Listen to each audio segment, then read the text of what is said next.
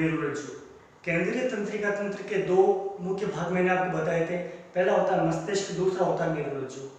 ठीक है, तो मस्तिष्क की संरचना और कार्य कंप्लीट हो चुकी है पिछले लेक्चर में। आज मैं आपको बताऊंगा मेरुरज्जु के बारे में। तो मेरुरज्जु कहाँ होता है, इसकी संरचना और इसके कार्य के बारे में आज हम बिल्कुल डिटेल से 1 बाय 1 बारीकी से अध्ययन करेंगे। तो यह ध्यान दो आप, मेरुरज्जु कहाँ पाया जाता है। तो ये मेरे पास में खड़े हैं गब्बर सिंह। ठीक है, मैंने इनको गब्बर सिंह नाम दिया है और ये अभी रामगढ़ से लौटे हैं। तो ये आपकी हेल्प करेंगे समझने में कि मेरुरज्जु कहाँ होता है। ठीक है, मानव जो कंकाल तंत्र है वह मानव कंकाल तंत्र अक्षीय कंकाल तंत्र और उपांगीय कंकाल तंत्र दो में बटा हुआ होता है। उसके बारे में और हम डिस्कस जो है कंकाल तंत्र में कर लेंगे। अभी आप ये समझो कि कशेरुक दंड में मेरुरज्जु पाया जाता है।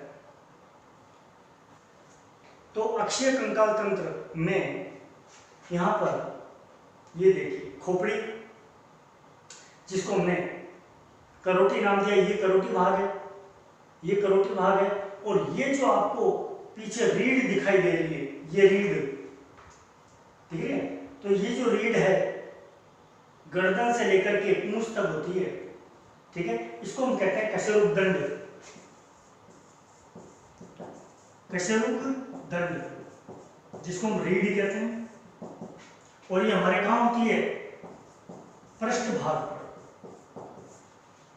ये कशेरुक दंड जो है कई छोटी छोटी कशेरुकाओं का बना होता है। किसका बना होता है, कशेरुकाओं का बना होता है, कशेरुकाएं होती है। ये जो कशेरुकाएं होती है इनकी संख्या बच्चों के अंदर जो है 33 होती है और व्यस्त अवस्था में आते आते ये जो अंतिम दो कशेरुकाएं हैं, ठीक है, ये संख्या के अंदर 5 और 4 होती है, लेकिन वो व्यस्त अवस्था में फ्यूज हो जाती है और इनकी संख्या बच जाती है 26। ठीक है, इन कशेरुकाओं के अंदर एक भाग पाया, प्रत्येक कशेरुकाओं में जो है एक भाग पाया जाता है बीच में, जिसको हम कहते हैं तंत्रिका नाल। उस तंत्रिका नाल में मेरुरज्जु, जिसे हम स्पाइनल कॉर्ड कहते हैं, पाया जाता है। तो स्टूडेंट, अक्षीय कंकाल तंत्र का दूसरा भाग जिसे हम कशेरुक दंड कहते हैं, ये ग्रीवा से लेकर के पूंछ तक होता है। ठीक है, और ये कशेरुकाओं का बना होता है।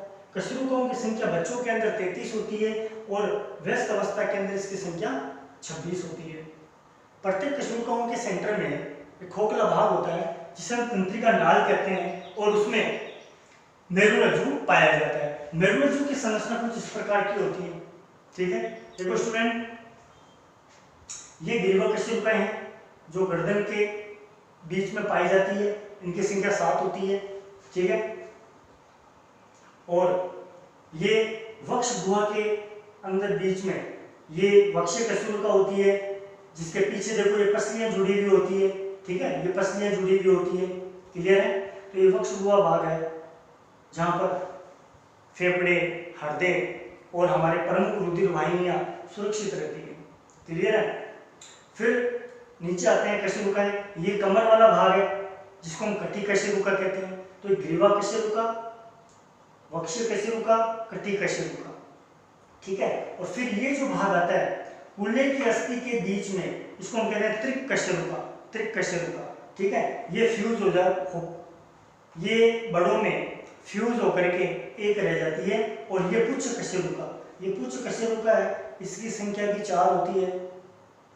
ये पुच्छ कशेरुका है और ये भी बड़ों में फ्यूज होकर के एक हो जाती है। ठीक है, तो कुल कशेरुकाएं 26 होती है, जिसमें प्रत्येक कशेरुका में एक खोखला भाग होता है जिसे हम तंत्रिका नाल कहते हैं। और प्रत्येक तंत्रिका नाल में जो है मेरुरज्जु पाया जाता है। अब हम देख रहे हैं, तो पहले ये कहाँ होता है, तो इसकी स्थिति हमने देखी। स्थिति, मेरुरज्जु कहाँ पाया जाता है, 43 सेंटीमीटर लंबा होता है। तंत्रिका नाल में उपस्थित मेरुरज्जु की जो लंबाई होती है वो 45 सेंटीमीटर होती है। ठीक है, अब ये निकलता कहाँ से है, अब ये निकलता कहाँ से मैं आपको बताता हूँ। तो ये जो इसका करोटी वाला भाग है, ठीक है, करोटी में ये कपाल अस्थियां है, ठीक है। इस कपाल अस्थियों में मैंने आपको बताया था मस्तिष्क में कि यहाँ पर ये महारंध्र होता है, ठीक है, ये महारंध्र होता है। और इसके मस्तिष्क के पीछे वाले भाग से मेडुला ऑब्लिगेटा निकलता है। मेडुला ऑब्लिगेटा इस कपाल से बाहर निकल, महारंध्र से बाहर निकल के ही, मेडुला ऑब्लिगेटा इस महारंध्र से बाहर निकल के ही मेरुरज्जु कहलाता है। यानी कि मेडुला ऑब्लिगेटा से जुड़ी हुई संरचना होती है मेरुरज्जु, जो बाहर निकलती है बेलनाकार होती है और उसे मेरुरज्जु नाम दे दिया जाता है। तो मैंने आपको बताया था कि मेरुरज्जु होता है तंत्रिका नाल में। तो ये कमर वाला भाग है, ठीक है, ये कमर वाला भाग है। कमर तक आते आते जो है, यह जो मेरुरज्जु है वो धागे के समान हो जाता है। मैंने आपको मस्तिष्क के समय बताया था कि मस्तिष्क को घेरे हुई 3 मस्तिष्क आवरण झिल्लियां होती है, जो मैंने आपको बताया था। मस्तिष्क आवरण झिल्लियां कितनी होती है? संख्या में 3 होती है। Number 1 dura mater, number 2 arachnoid, number 3 पाया मैटर। क्लियर है? यही 3 झिल्लियां मेरुरज्जु के बाहर की तरफ भी होती है, इसको सुरक्षित रखती है, ठीक है।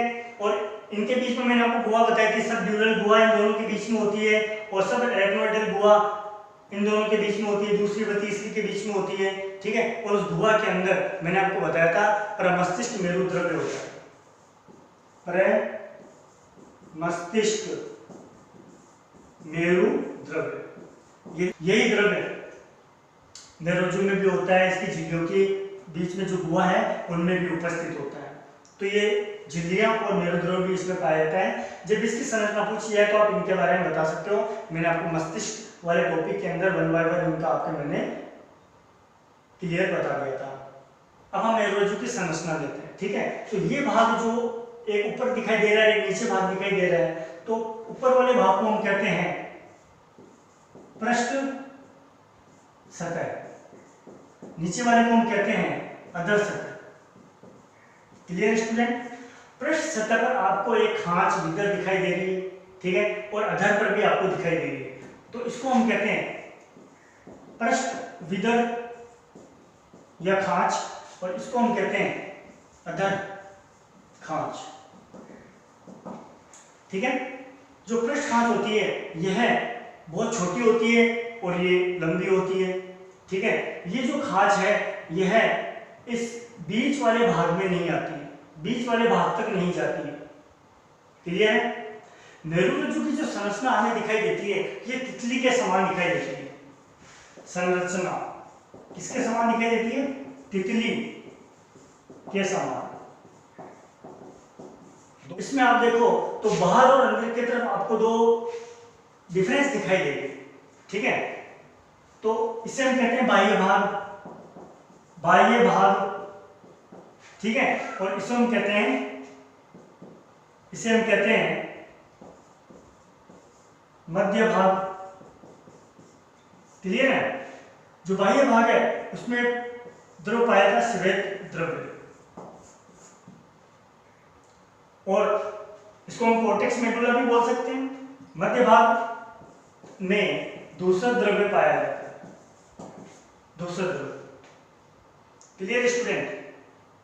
तो इसको हम एक बार यहां लिख देते हैं, मैं इस निकाल को हटा देता हूं।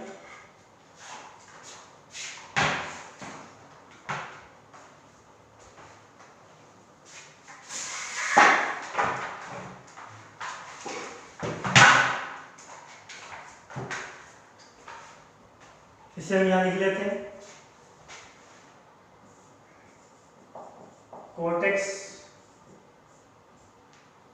और ये मेडुला। बाह्य भाग, अधर भाग। क्लियर है? कोर्टेक्स में श्वेत द्रव्य पाया जाता है,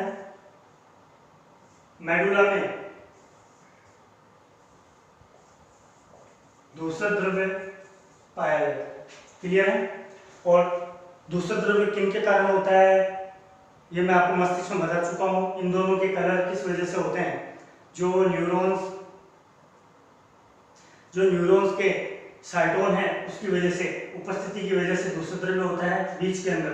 ठीक है, यानी मस्तिष्क के बिल्कुल उल्टा होता है। देखिए आप, उसमें प्रमस्तिष्क में जो कोर्टेक्स भाग था वह दूसरा था। ठीक है, इसमें देखो ये जो कोर्टेक्स भाग है ये श्वेत द्रव्य है, इसके अंदर केवल एक्सोन पाए जाते हैं। ठीक है, और मेडुला के अंदर, प्रमस्तिष्क के मेडुला के अंदर क्या था ये मैंने आपको बताया था कि उसमें श्वेत द्रव्य होता है और इसमें आप देखोगे दूसरा द्रव्य होता है। तो साइटोन की उपस्थिति की वजह से और इसमें एक्सोन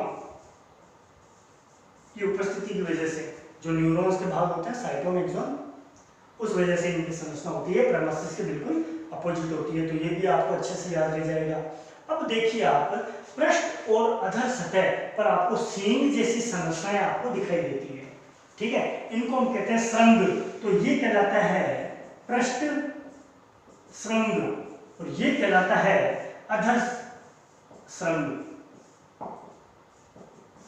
पृष्ठ श्रृंग और अधर श्रृंग दोनों तरफ होते हैं। मैंने आपको कंकाल का भी बताया था, जब मैंने आपको बताया था कि ये जो है कैसुरुदंड है, रीढ़ है, ये बिल्कुल बीचों बीच होती है। तो हमारे बाएं व दाएं तरफ जो है इन मेरुरज्जु से मेरु तंत्रिकाएं निकलती है, जो मैंने आपको बताया था कि संख्या के अंदर 31 होती है। मेरु तंत्रिकाएं 31 होती है, और कपाल से निकलने वाली जो कपाल तंत्रिकाएं होती है वो 12 होती है। तो ये तंत्रिकाएं बाएं व दाएं तरफ दोनों तरफ निकलेगी। ठीक है ना, क्योंकि इसमें जुड़े हुए संवेदी न्यूरॉन और प्रेरक न्यूरॉन। Clear student?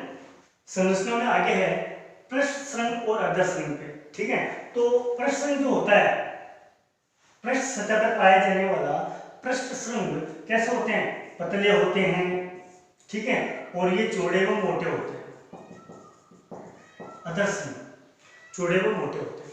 ठीक है, पृष्ठ श्रृंग पर आपको फूली हुई संरचनाएं दिखाई देगी। ठीक है, तो पृष्ठ श्रृंग में अंदर की तरफ पृष्ठ मूल पर गुच्छिकाएं, पृष्ठ गुच्छिकाएं दिखाई देती है। ये न्यूरॉन्स के गुच्छे होते हैं। ठीक है, तंत्रिका कोशिकाओं के गुच्छे होते हैं, गैंग्लियन कहते हैं इसको। और हमें ये गुच्छिकाएं अधर श्रृंग पर दिखाई नहीं देती है, अधर श्रृंग से दिखाई नहीं देती है, जुड़ी हुई संरचना नहीं होती है। क्लियर है? और सबसे सेंटर में जो पार्ट होता है उसको हम कहते हैं केंद्रीय नाल। केंद्रीय नाल।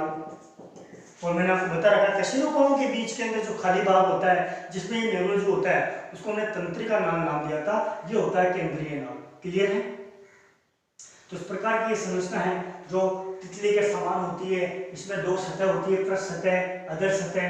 क्लियर है? इसमें विदर पाए जाते हैं। ये जो दोनों विदर हैं ये बीच वाले भाग तक नहीं होते हैं। पृष्ठ विदर छोटा होता है, अधर विदर बड़ा होता है। खांच जिसे हम कहते हैं ये बड़ी होती है। ठीक है, और फिर मैंने आपको बताया कि इस मेरुरज्जु के अंदर दो मुख्य भाग होते हैं, कोर्टेक्स और मेडुला। कोर्टेक्स बाह्य भाग होता है, इसमें श्वेत द्रव पाया जाता है एक्सोन की उपस्थिति की वजह से। और मेडुला जो है यह ये आंतरिक भाग है। ठीक है, और इसमें दूसरा द्रव्य पाया जाता है, ये साइटोन की उपस्थिति की वजह से। क्लियर है स्टूडेंट? अगला जो है टॉपिक है वो है मेरुरज्जु का कार्य। मेरुरज्जु का कार्य क्या है? सबसे पहले जो मैंने कल आपको बताया था, प्रतिवृत्ति क्रिया का संचालन करना। प्रतिवृत्ति क्रिया का संचालन जो है यह मेरुरज्जु करता है। नंबर 2 जो कार्य है वो है मस्तिष्क से आने व जाने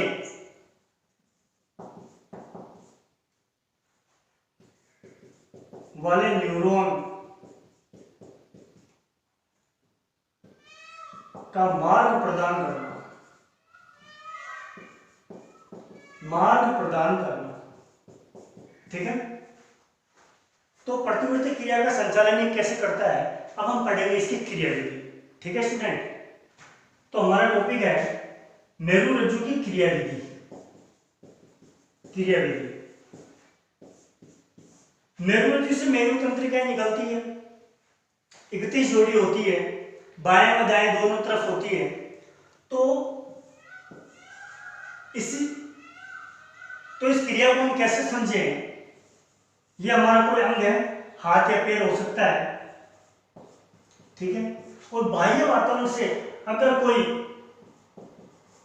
गर्म वस्तु या चीज को या हाथ या पैर किसी गलती से छू लेता है, तो उससे हम कहते हैं कि अंग ने बाह्य वातावरण से संवेदना या उद्दीपन ग्रहण किया, तो वो संवेदना या उद्दीपन कहलाता है। ठीक है, इससे जुड़ा हुआ ये भाग है ये, और इससे ये जुड़ा हुआ भाग है ये। देखिए, मैंने आपको न्यूरॉन के प्रकार में बताया था कि न्यूरॉन के 3 भाग होते हैं, संवेदी न्यूरॉन, प्रेरक न्यूरॉन, मिश्रित न्यूरॉन। तो ये संवेदी न्यूरॉन है और ये इधर प्रेरक न्यूरॉन है, जुड़ी होती है। ठीक है, तो इस मार्ग में किसी भी गर्म वस्तु को अगर कोई अंग छूता है तो वो संवेदना को उद्दीपन संवेदी न्यूरॉन ले जाती है। संवेदनाओं को ले जाने वाली संवेदी न्यूरॉन होती है और वह मेरुरज्जु की तरफ ले जाती है। कहां से? पृष्ठ शृंग से, पृष्ठ शृंग से ले जाती है। ठीक है, उसका जो वापस आदेश आएगा विश्लेषण के बाद में, ठीक है, तो क्योंकि इस क्रिया को कंट्रोल कौन कर रहा है, प्रतिवर्ती क्रिया को मेरुरज्जु कर रहा है, तो यहां से जो आदेश आएगा वापस वह चालक तंत्रिका या प्रेरक मोटर न्यूरॉन ले जाती है। ठीक है, तो इस आदेश को उस संबंधित अंग की तरफ ले जाया जाएगा और ये अब करेगा इस एक्शन का रिफ्लेक्स एक्शन करेगा, रिफ्लेक्स एक्शन।